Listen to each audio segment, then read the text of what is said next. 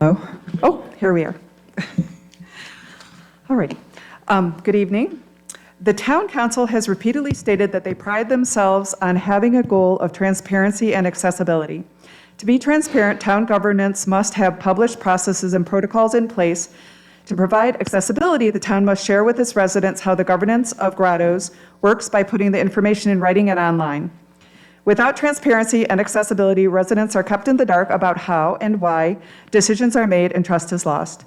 I hope that you will help the town move closer to its goal of transparency and accessibility by retaining the following sections of the bylaws. Article 3-1-1, all appointed or reappointed planning commissioners should be notified by the clerk of council within 5 business days of the council vote and asked whether they accept or decline. This bylaw is important because previously, commissioners have not been notified until sometimes weeks after their appointment, leaving them wondering what the status of their appointment was and when they were expected to begin. Timely notification provides transparency and allows commissioners to prepare for their new position. It also helps them feel welcomed. Article 5-3-7-1, agenda items must be submitted to the secretary by 5 on Wednesday, preceding the commission's regularly scheduled meeting.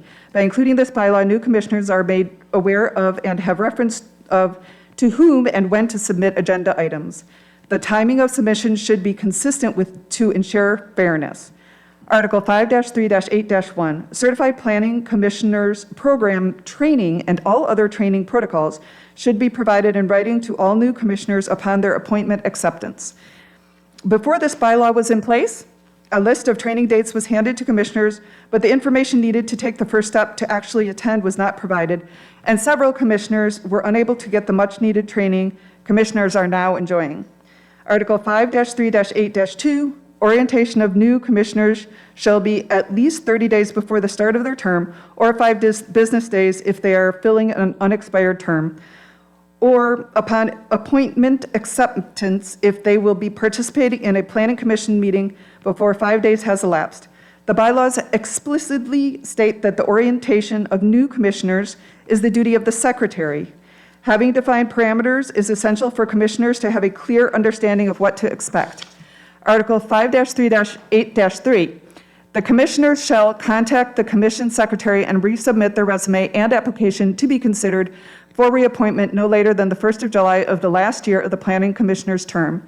This pertinent information is essential for commissioners to have a clear understanding of how to apply for reappointment. Before this bylaw, commissioners were left in the dark and arbitrary decisions were made.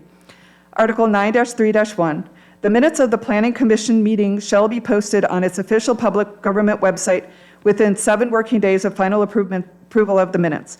Subsection 2.2-3707.2 of the Code of Virginia states, any local public body subject to provisions of this chapter shall post minutes of its meetings on its official public government website, if any, within 7 working days of final approval of the minutes.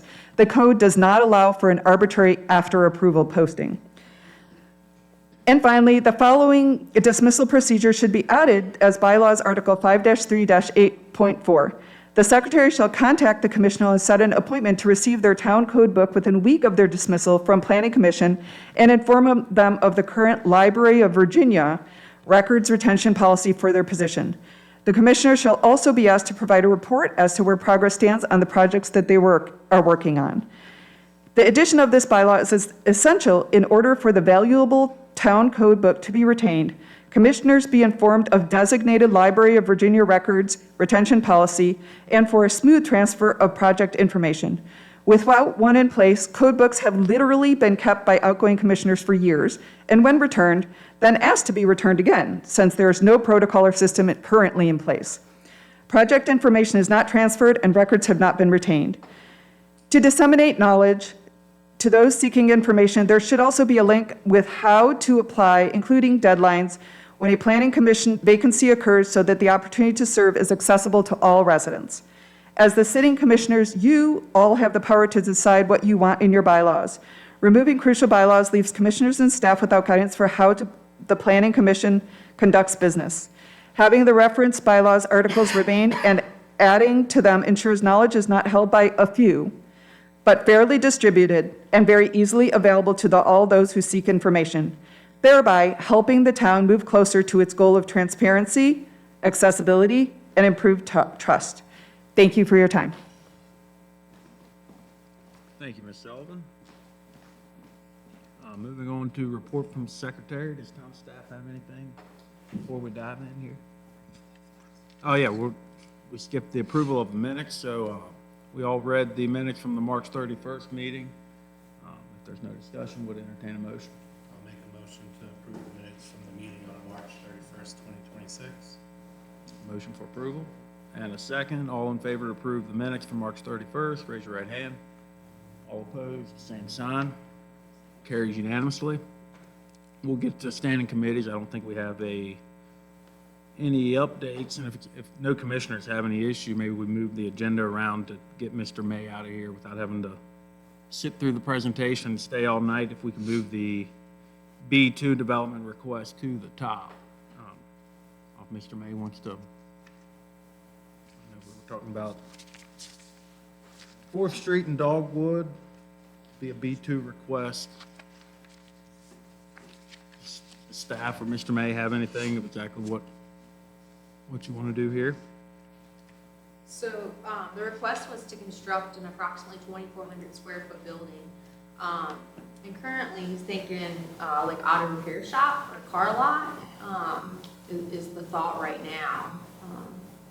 Is there anything to add? I mean, I just want to build the building. I mean, see what business would come. That's some of the stuff that we was kind of throwing out there. I mean, it could change. It just depends. I mean, if a dominoes or anything. I just wanted to get a building built there. We built the house in behind it now. Question for staff, would this be is this a conditional use permit, a referral to the council for public hearing? What is? It's not a conditional use permit, so in B2, the planned business district, it is anything that comes, that's proposed in B2 has to come to the planning commission and then to the council. So that by definition, the planned district is for that, so anything that's developed would have to come before you. So no public hearing, just for recommendation of council where the other. That's correct. Right, and maybe a suggestion on the recommendation to council would be, so that you can eliminate, the next step would be if it's something that is a permitted use already in B1, which is what is allowed in B2. Otherwise, conditional use permit would have to be obtained.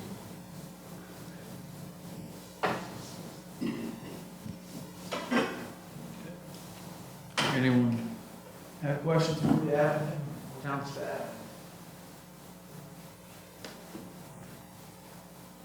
If we have nothing, I'd entertain a motion for recommendation to council.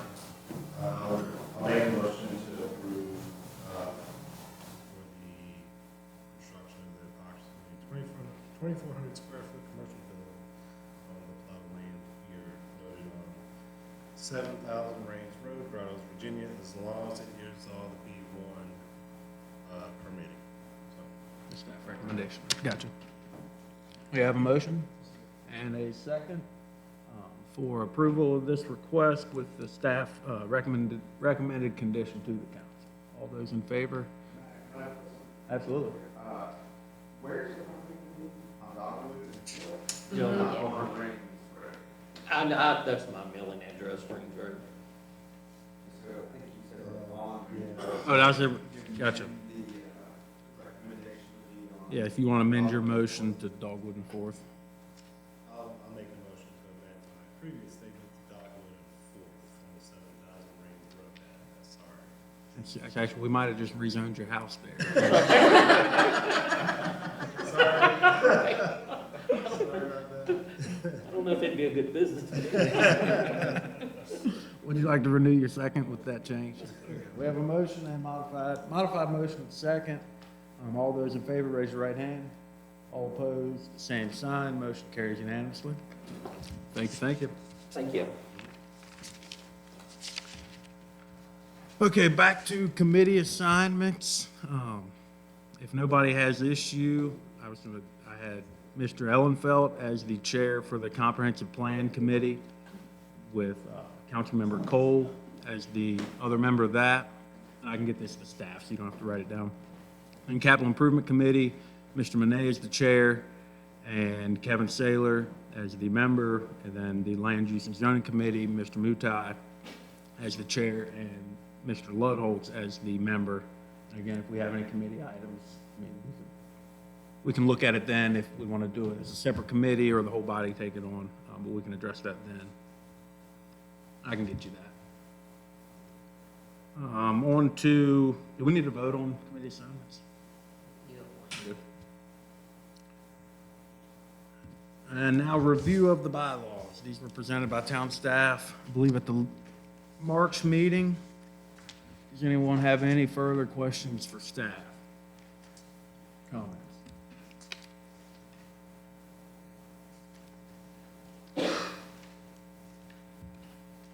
I'd be inclined to approve them as recommended by staff with these edits. I think a lot of these things are already done. Whether or not there's a specified time period in here, really just more of a bureaucratic parameter that town staff has to meet that I think is going to get done either way. But if there's no discussion, I'd entertain a motion. I will make the motion to make the amendments as noted in the documentation that we were given moving forward for the bylaws. We have a motion and a second to approve the bylaws with the staff suggested edits. All those in favor, raise your right hand. All opposed, same sign. Motion carries unanimously. On to a presentation from the PDC. Eric and Zach. So what does CSPDC stand for? The question everyone wants to know. Awesome. Can you all hear me okay?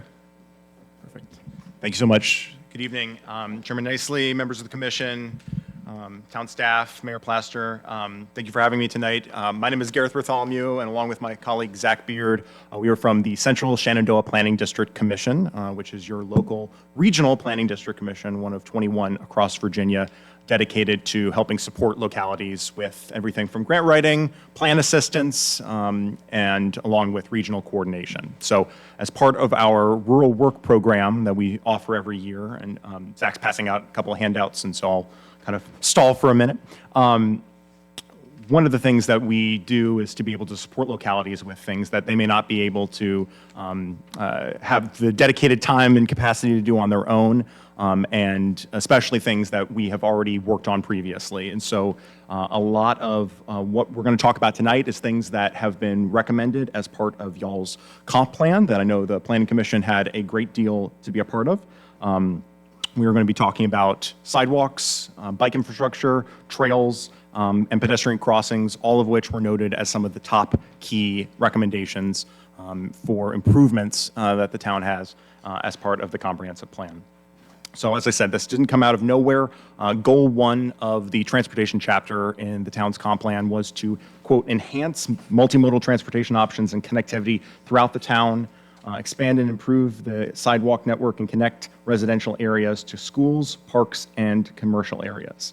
Likewise, the top recommended study was to identify gaps in the existing sidewalk network and prioritize connections, and to consider potential shared use path connections between major destinations, along with improvements such as share markings for bike infrastructure along other key corridors. So additionally, in the survey that was put out, 64.7% of the town residents who were surveyed named additional sidewalks as their top transportation priority, followed by requesting additional bike lanes and bike infrastructure and dedicated bike facilities. So kind of putting this all together, the plan that we have been working since October with town staff on is to translate the goals that the town has in the comprehensive plan, the multimodal goals for the community's stated priorities, into a specific cost estimated and grant ready project list for upcoming grant rounds.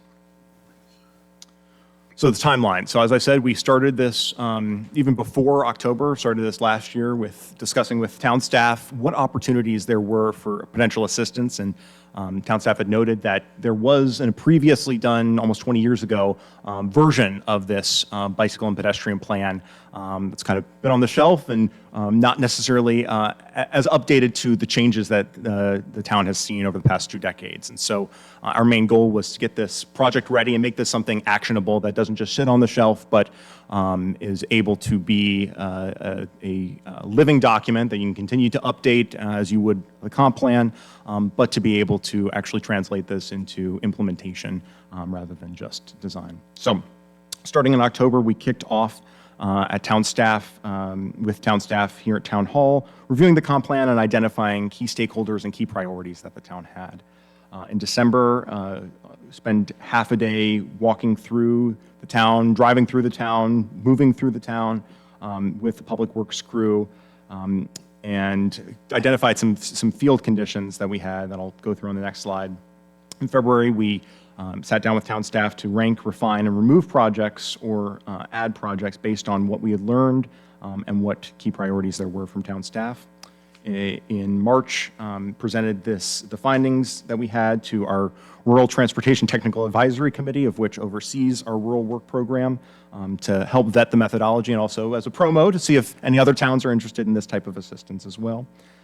And then most recently, on April 29th, we had a follow-up meeting with town staff and met with the Harrisonburg residency on the crossings and on specific key considerations that we had to talk through implementation about some improvements specifically on VDOT maintained right-of-way within the town. So then tonight we are talking with you all about kind of the next steps about where we're going with this plan and wanting to understand any feedback that you all have. So what we found on the ground, I either have driven or walked every street in town that has a sidewalk and many that don't, many that are potential gaps, and tried to rank in some way, shape, or form between very good and very poor or failed conditions based on where the town is at with their existing sidewalk network. So a couple of key things that came out. Cary Street had some significant challenges, particularly near the railroad crossing. Forest Avenue, there were a couple, and this was, of course, back in December. Town staff and Public Works has already been on this, but on Forest Avenue and on Holly, there were a couple of segments that had some tree damage. On the multi-use path, the connection along Dogwood, right at 14th, there was a section that was sinking, and then the 20th Street, the gravel path going toward the park, had some challenges and a sinkhole that was forming at the time of conditions. And this is just a sample of some of the things we found. Overall, the town's infrastructure is in really great condition, and it is probably one of the best maintained sidewalks per capita of a town of this size in our Planning District Commission region. But we wanted to make sure we're not just saying, here's new potential opportunities, but given limited resources, what are some ways to maintain what you already have? Additionally, this is captured as part of our GIS map and trying to maintain institutional memory so that Public Works is able to know what are priorities to be able to work on and where complaints coming from and what can we be able to continue to work on. For new sidewalk additions, there were 5 key connectivity gaps that we tried to focus on as going through this plan. First was to complete existing loops. There were a number of places, particularly on Holly, on 14th, and on Cherry Avenue. Doesn't currently exist doesn't have any pedestrian facilities, but trying to maintain and expand the potential for multimodal connectivity throughout the town. So as I noted, this is particularly important on Cherry Avenue with a large number of homes and multifamily units on 12th Street. And so being able to have continuous connection as folks kind of make their loops around. So we wanted to see where folks were already moving and then see where they could be moving. So in that vein, we took Strava and Streetlight demand data, Strava being the running or biking app, and Streetlight being a private contractor that takes all cell phone data from where people move, whenever they put in Google Maps, it takes that data and translates that into how they're moving, where they're going to. So always fun to have Big Brother watching when you're making these plans. And then took the comprehensive plans, designations, and key destinations, and took that all together to form these next couple of connectivity goals. So Food Lion, that was the top pedestrian demand access area, having the residential grid be able to connect all the way continuously to Food Lion, having a additional school connection, the Dogwood Shared Use Path, potentially considering having that connect all the way to the school and having an additional connection there at 19th, a secondary pedestrian connection there. US 340 corridor without any current pedestrian infrastructure, all the way from the Shady Grove housing complex, the new McDonald's, and then all the commercial and residential improvements and structures that are on there. And then finally connecting with the town's crown jewel of ground caverns, wanting to make sure that there is additional multimodal connectivity to that. And so there are these little, you probably can't be able to see it, but in the sheet that you have, there is the ranked priority list of all of the new infrastructure, new sidewalks, crossings, and trails, along with a vision list, and that translates to the map that is there. And so all of those together, this kind of presents what is the priority that the town has. So that in numbers, there are 17 different segments that were analyzed for priority, along with 3 vision list segments, 7 trail segments, and 12 additional pedestrian crossings, ranging from a flashing beacon pedestrian crossing to just a marked regular crossing. Each of these is ranked into 3 priorities. First being kind of this green short-term priority, then longer-term priority, and then future study. I'll talk about that in a moment. But altogether, I'll just note that this is just over. It's here. Just over 2.5 miles in additional sidewalk, or 22,750 linear feet. Check that. $11.3 million in potential investments over the course of the next 25 years. And then for trails, a range of 1.2 million to 3 million, depending on how in-depth, ranging from outsourcing this to Public Works doing some of these projects in-house. And then for crossings, I haven't finished the ranking of cost yet, but would not significantly change the total number of investment, being about $16 million, delivered between a 10-year and 25-year horizon. And this would be not, of course, fully within town dollars. This would be shared between state and federal grant programs that are out there for pedestrian infrastructure. So as I said, there are 3 tiers here. These 3 different funding strategies for each. The short-term projects are ones that the town could be able to complete in-house with the VDOT funds that you all receive every year, along with small grants like Safe Routes to School, revenue sharing, those types of grant funds that the town could be able to utilize. Many of these, as I said, are deliverable in-house.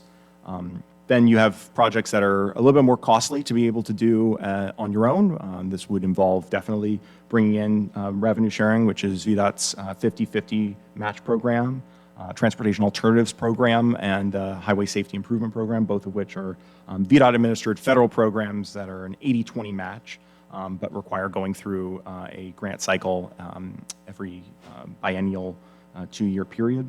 And then those that are large enough that would require breaking up a little bit in the scope, or would require future study and design and evaluation on. So those funding approaches would include transportation alternatives again, along with partnering with VDOT if it's in VDOT right-of-way. So this is kind of the short-term to long-term to going to need a little bit more work evaluation.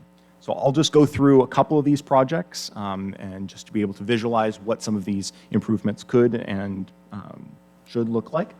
So first off, for our top sidewalk projects, the top one noted was 14th Street connection between Holly and Forest. It just ends currently right there at the Holly, at the Forest intersection, and then picks up again at Holly. So this is what could look like there, a rendering of just the continuation of the sidewalk going along 14th Street there. This was one of the top Strava mapped locations for folks doing a run loop going along 14th Street, going down Dogwood, over on 14th, up on Forest, and then back over on 19th Street. So being able to continue this and having the access to then go down on Holly, I think would be a big boon for populations that use this area. A couple of other top sidewalk priorities would be to add sidewalks there at Cherry Avenue from 10th to 12th Street. This is where the town is already doing some drainage work, and so would be able to kind of tack on a sidewalk project in addition. There's no pedestrian infrastructure on Cherry Avenue, but it is one that folks walk relatively consistently, so I think there is significant demand there. And then making the connection up north from Holly to Forest on 19th Street. So that would be making that final connection, assuming a connection on Holly all the way up to 19th Street. And then finally, the 14th Street connection to that segment on Cherry that I was just speaking about before. This is, again, they are not necessarily in priority rank order, just these are all top priorities that the town could have. We tried to rank them in order by what the town could accomplish in the immediate term, but these are all projects that I think the town would have the capacity to do in-house. For pedestrian crossings, the top priority for the town was the crossing at 3rd Street and Dogwood, and what our recommendation was to have a retroreflective flashing beacon there at that intersection. And you can see that rendering is a little bit more inclusive than what the town would necessarily need, but where that shared use path continues on up Dogwood, there is a, every time I come to the town, I don't come too often, but I do see someone crossing there.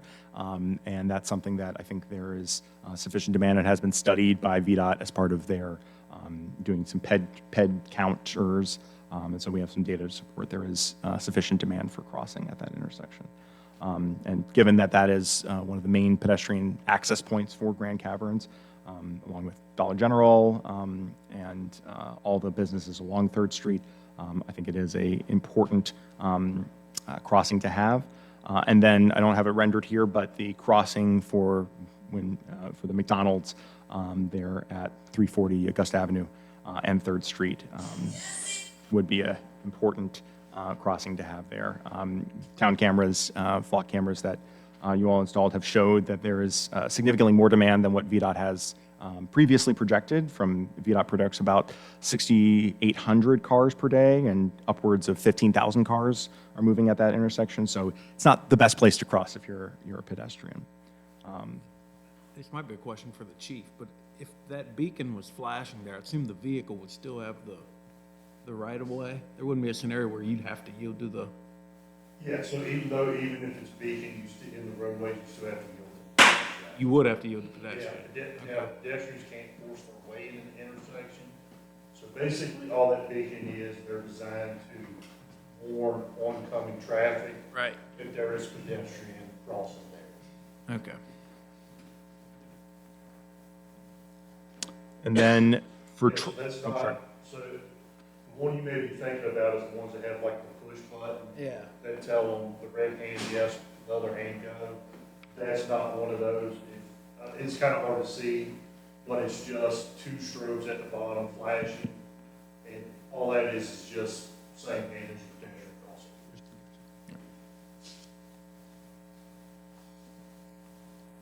crossing.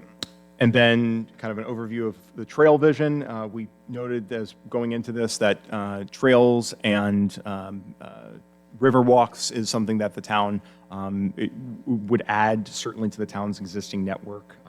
There I know this has been a discussion, especially expanding what opportunities there are in Painter Park for trails.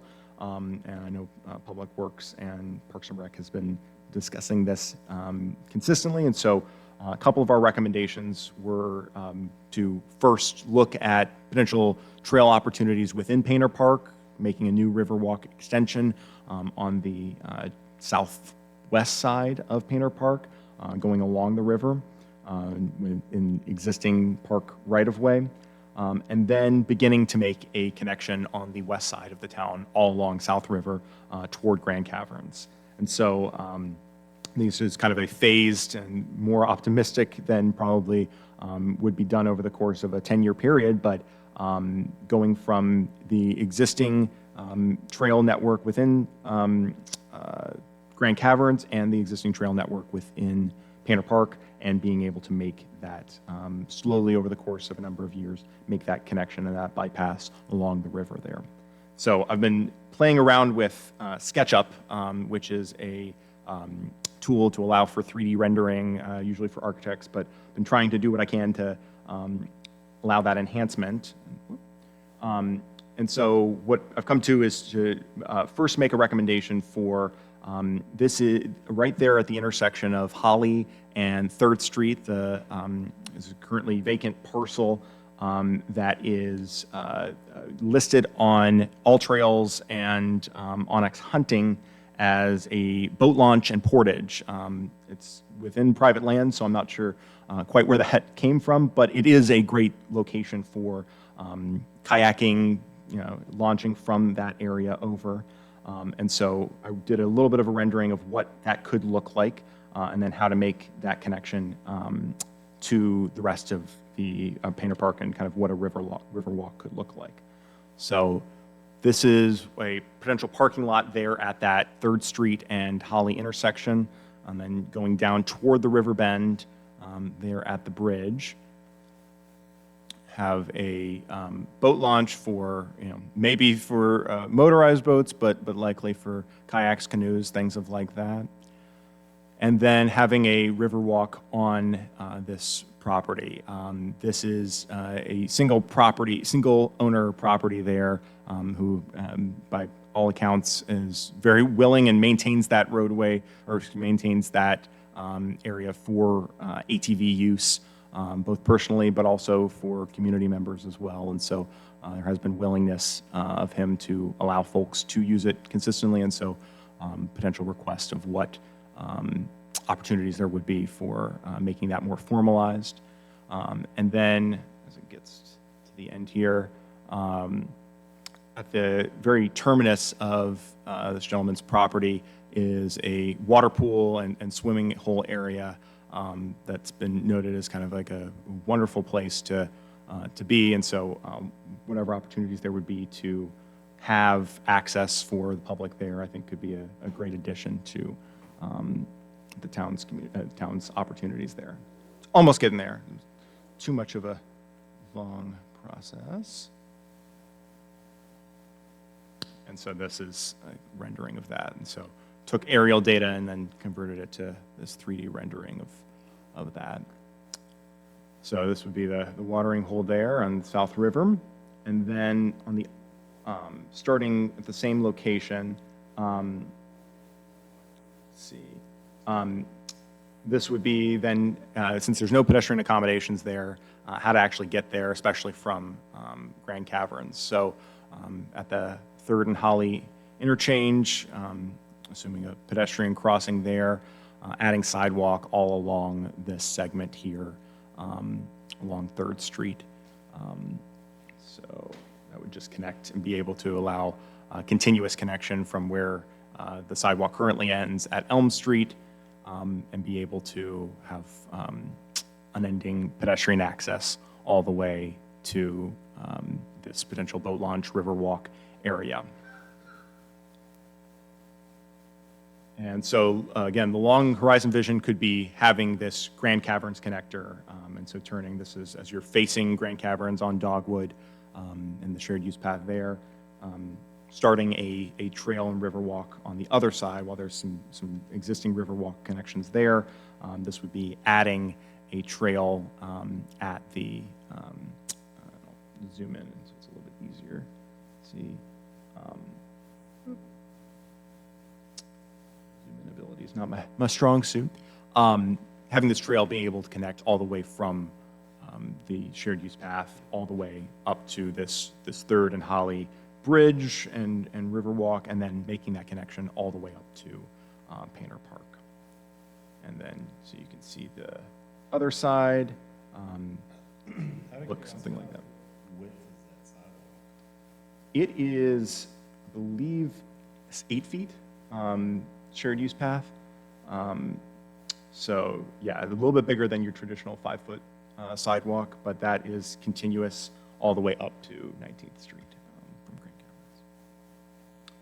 So yeah, that would be about the same width as what we proposed for that.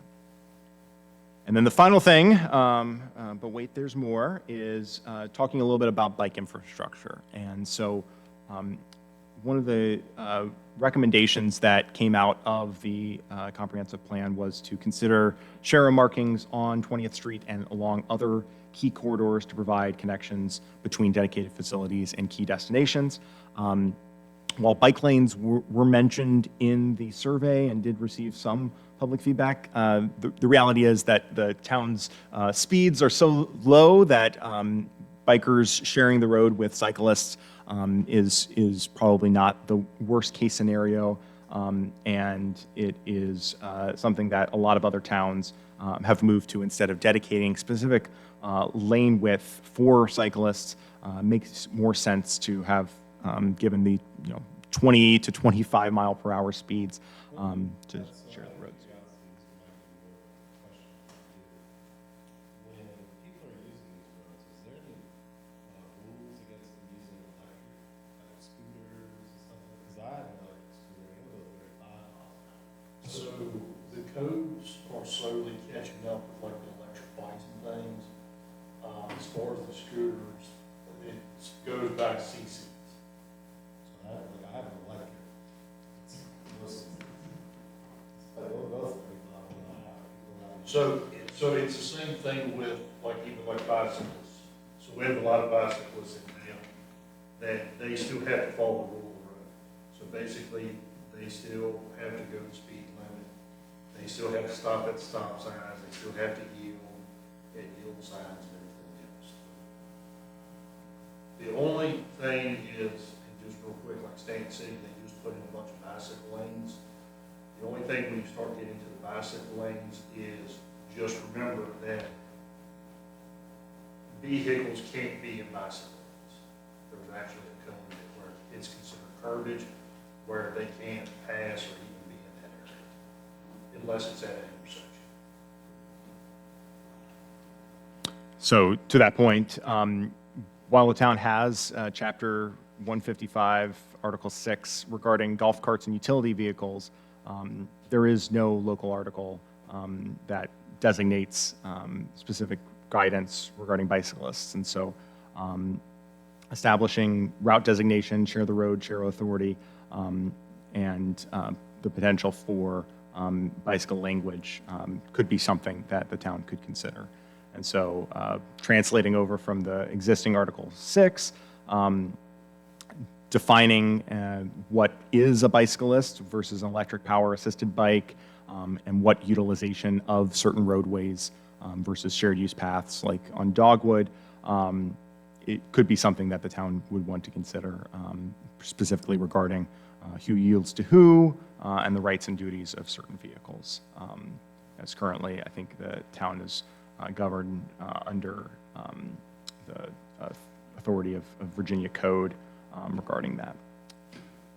So altogether, and a longer presentation than I had intended, but I wanted to talk through kind of where this could go and what future uses there are. So first, the town received a VDOT, or is expected to receive a VDOT award for Ready, Set, Go, which assists with design and cost estimates for formalizing a pedestrian accommodation.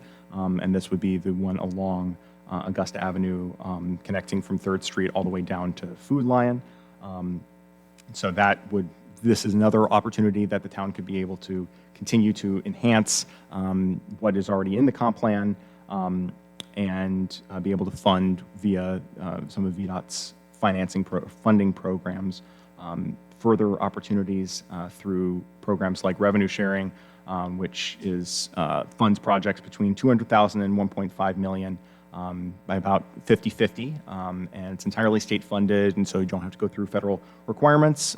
You do have to pay 50% of the cost, but for towns that are able to locally manage projects, that can usually save money rather than costing money. And then, as I noted before, federal programs such as Transportation Alternatives and the Highway Safety Improvement Program, these 80-20 matches, you do have to go through federal requirements, but it can be either locally administered or VDOT administered projects there. So I will just reiterate that the town's ability to do so much of these projects in-house does save so much and allows you to continue to expand your network in ways that other towns don't have the ability to do.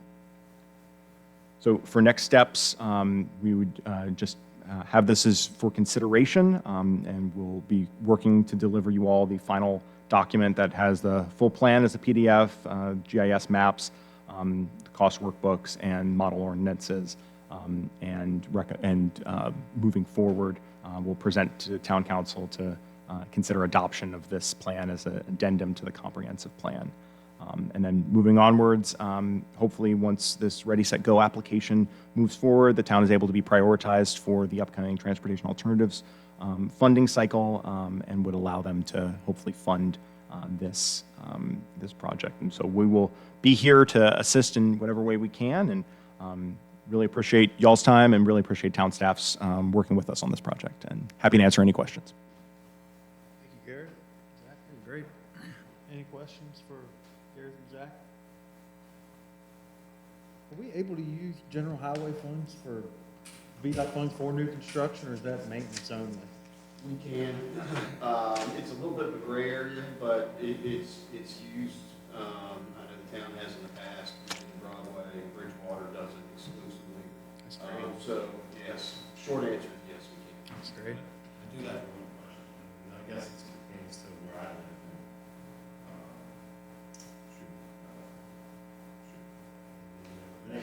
I saw the lights go past Shady Creek. Where do Yep. those sidewalks go? Because there's no Right. place to put a sidewalk.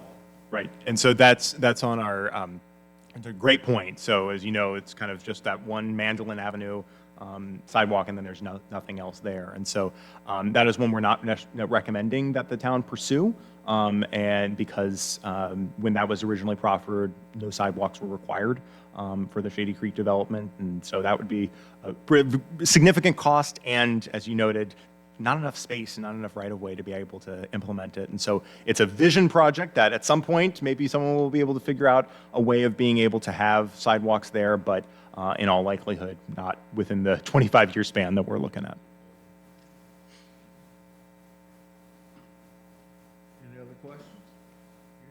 Are you looking for a recommendation to council, or is this just information for us? I think we'll defer to town staff what they would prefer.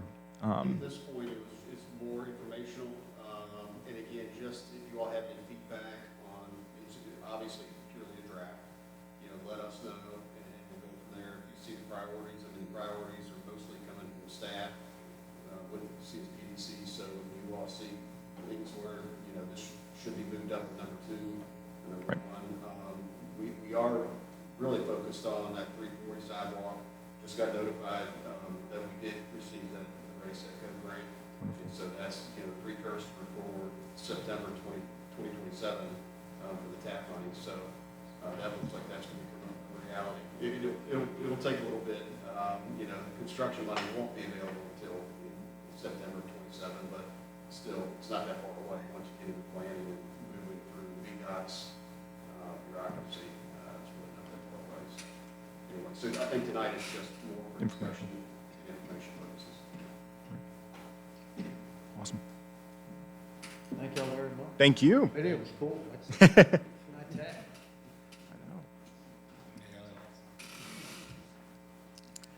And then lastly, we have another informational item a request from Mr.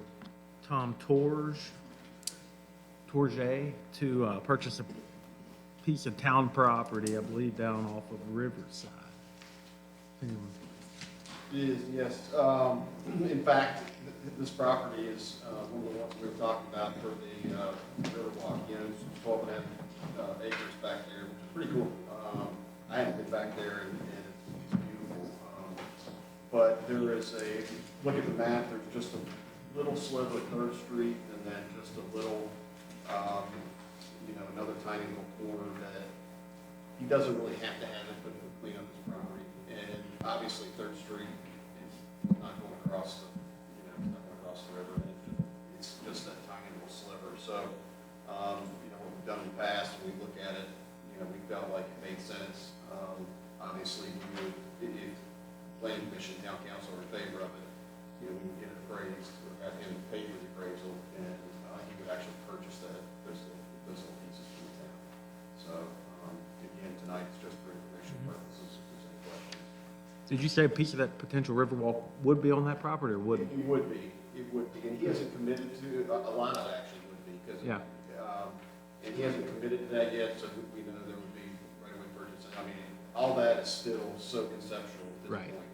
But he's got a cool little trail back there, he takes his ATV, in fact, I mean, you feel like you're in the middle of the woods with the river, Yeah.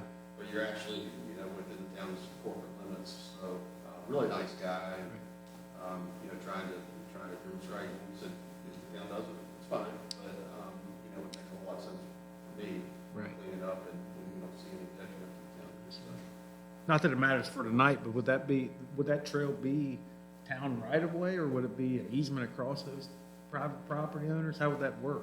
It would be either Mixture? easement or right away, whichever would work best. We could negotiate that We when would we sold the negotiate that, property. yeah. Either one would work for the town, Yeah, but, yeah, so it would be one. cool. I mean, I have no issue. I don't know if they need a motion from us, if that's, if town staff thinks that makes sense. You said no motion for us. Okay. I think that does us. One of our longer meetings. Anybody else have anything else? If not, we are adjourned.